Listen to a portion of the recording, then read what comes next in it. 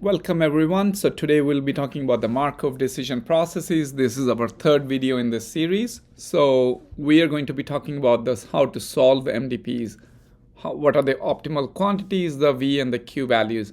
This is a super short, super to the point lecture about V and Q values, and these concepts are something that stay with us throughout the MDPs, reinforcement learning, etc. So this is the foundational work that you need for any of this. We've already talked about what is an MDP, the model, the example, that we've been using the grid world as our example. And we have already talked about how to find the utility function for a sequence and the concept of discounting. So if you have not watched that, you should definitely watch that part again because we'll be using that today. So these are the optimal values, the optimal quantities that we'll be discussing today.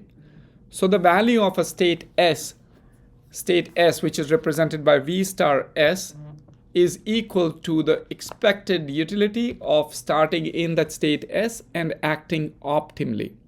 So that's why we call it the value, because that's the utility that you can extract by being in that state S and then acting optimally out of that state. Another value that we call is a Q value. It's a Q state, which is the value of the state action pair. So when you are in a state S and you take an action A, and after that point continue to act optimally, that value is described as Q star SA. So these are the two optimal quantities that we'll always be using, V star and Q star. Another optimal quantity here that we discuss is the optimal policy. So policy is a mapping of states to actions that essentially describes when you are in a certain state, what action you should take. And once you have the optimal policy that maximizes the utility, that is what we refer to as the optimal policy, pi star S. This is really what we are really interested in. And it is via the V star and the Q star values that we can identify the optimal policy here. These are the recursive definitions of them. Really is a recursive definition between V star and Q star. So V star S in the simplest form is simply a maximization of all the Q star values. So that means you have all the Q star values for that particular state. The action that gives you the highest Q star, well, that's the action that you would take, and then V star S would become the maximum quantity, the maximum Q star value here. Okay. Now what about the Q star value? Now to understand the Q star value, we have to understand what is the concept of MDP. In the concept of MDP, we have a stochastic world. So when in a state S, we do the action A, that's the value, we're trying to find the Q star for that state action pair. So when we do the state action, in that state we do the action A, we could end up in one of many different states, which we refer to as S prime, and with different probabilities, and now we are simply taking the weighted average of that. So this is the probability part. And then what is the value part? This is the value part of that particular state. So when we are in the state S, we do the action, we go to the state S prime, we get an immediate reward, which is RSA S prime, plus we end up in the new state S prime. So of course we will be able to extract the value of that S prime one time slot later, and that's why we multiply that with the discount rate gamma. And that's why we have Q star SA is equal to summation over all possible states.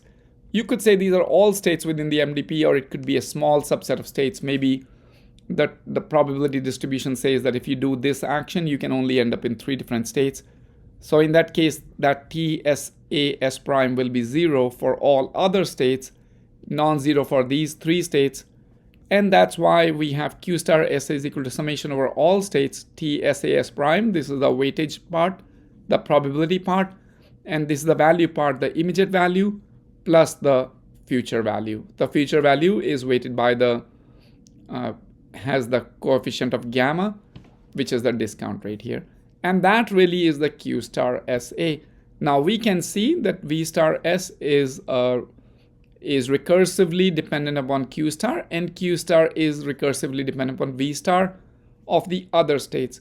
So it can look like a recursive definition, it can look like a infinite loop, but this is what it is.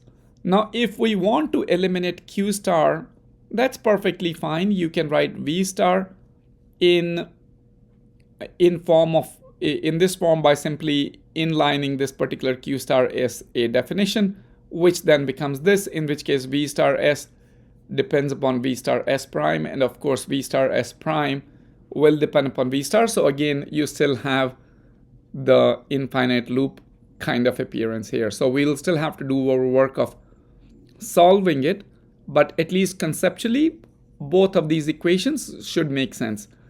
And then therefore, of course, the inlining, the third equation should also make sense. So again, let's revisit it. Step 1 is just simply talking about, hey, these are my 4 actions or 5 actions or 10 actions. I'm going to take the maximum one, that's my V star. And Q star is then taking the weightage average. And we talked about the policy a little bit, but we want to have the optimal policy, which says that for each state, what action should we take? And if you look at this graphic over here, that for each of these states, this is the optimal policy given those particular conditions of the MDP. If the conditions are different, your policy could be different as well. Here, I'm not proving that this is the optimal policy. I'm just showing that when you have an optimal policy, it's ultimately just represented by what action you're going to be taking. Okay, at least in the case of grid world, because that's you only have 4 actions, so it's very easy to represent it via these 4 arrows. And we also make a note that policy is just stating in this state what action should the agent do. And once you have a policy, you effectively have a reflex agent because it does not need to do any computation. It just simply looks up saying, okay, in this state, I do this action. So that's very convenient. Okay. Now, how do we want to solve for the V star values here? We did notice that we have sort of an infinite loop. So what is that we can do? What we can do is we can simply update the state value function iteratively based on the same optimality equation here. Now, this will be a value iteration approach. So we will build Vk plus 1 in terms of Vk starting from V0, V1, etc., etc. And then the question is, will it converge? If it converges, that's great. That means we have been able to solve it, even though it looked like to be an infinite loop. And secondly, even if we do solve it, what is the time complexity here? Okay. So those are 2 questions we still have to ponder. But in terms of a dynamic programming formulation, it does seem to be very amenable to that, just using the same equation that we saw in the previous slides as well. So let's try to implement this. We are given this particular grid world here. We don't really know what the value should be. So we are simply putting 0, 0, 0, 0, 0 everywhere.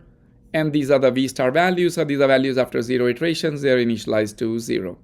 In this particular grid world, we are given these conditions. The noise is 0.2, which is, in other words, is that there is a 80% probability of us going in the direction that we try to go in, 10% us being in one of the 2 perpendicular directions. And again, these are the dynamics of this specific grid world here. The discount rate is given as 0.9, and RSAS prime, that's a living reward, is given to be 0.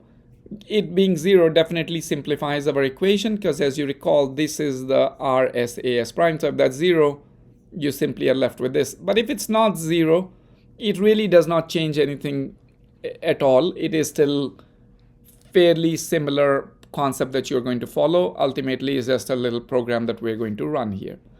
So what do we do in this case? What we simply have is where we are given these 2 terminal states. Terminal states are 1 and -1. So we have these. This is what's established. At this point, our iteration can start. And we say, what's the value of this state? We say, well, you will go here, 80% chance that you'll end up here, 90% is your discount rate, gamma 0.9. Multiply that with 1, so you get 1, and that's effectively the calculation that you did. From these states, we cannot get to any state that has any non-zero value, so you still remain with 0, 0, etc. So For after 2 iterations, we get these values. We keep doing this thing. The other cells also start to get values, and we again continue to use the same formula, etc., and we get here. So we can continue to run the code, and we can run this for, let's suppose, 100 iterations. So we're going to run for iteration k is equal to 1 to 100, just update the matrix. And what does the update matrix looks like? Fairly straightforward. We simply go for each row is equal to 1 to n, column is equal to 1 to n. That means for each cell ij, we will take for all actions a in a, lowercase action a in the set of actions a, will update the qka for cell ij. And we know that when we update the qk, this takes order of s time because of this summation over here. So that's what takes order of s time. Once we have the order, once we have all the qk values, we'll calculate the vk value using this, which always takes order of a time. And therefore, we have that the total time complexity of this program is, there are s states, so the outer loop takes order s time. And here we have a times s plus a. And then this term dominates this term from our algorithms class. So now this becomes s square a. So this is the time complexity for one update matrix. So if you have 100 states, you have 10 actions. This really only takes 10,000 times 10, 100,000 units of time, which is fairly trivial. So if you have to run it for 100 iterations, you would really be done in like, in a less than a second on any moderate computer. So this is what we will do. This is where we're going to continue to kind of do these iterations. And we see that at least in this case, after 100 iterations, well before that, but certainly at your 100 iterations, your numbers have entirely stabilized. And these are the values that look like. So in this particular view, I'm showing you both the q star and the v star values. The q star values are given in each triangle. So those are the q star values for being in that state and doing that action. Like in the grid world, we have only 4 actions. So that's why we have only 4 sub areas within each cell. Each cell here is a state, and each triangle here then represents an action within that state. And the v star values are represented by one of the q star values, which is the largest, which is shown in slightly bolded color here. So out of these 4, this is the largest, so that becomes the v star value. So really, this is what we have here. This is what we have in terms of that for iterations k is equal to 1 to 100. We'll continue to run this update matrix. So very, very, very straightforward. Even though in this case that there's an infinite loop, v depends upon q and q depends upon v, that really doesn't stop us from doing a simple point value iteration. We start with zeros, update it, and after a few iterations, it usually stabilizes. I'm not suggesting to you a proof here why it stabilizes, but I'm just saying that it generally stabilizes.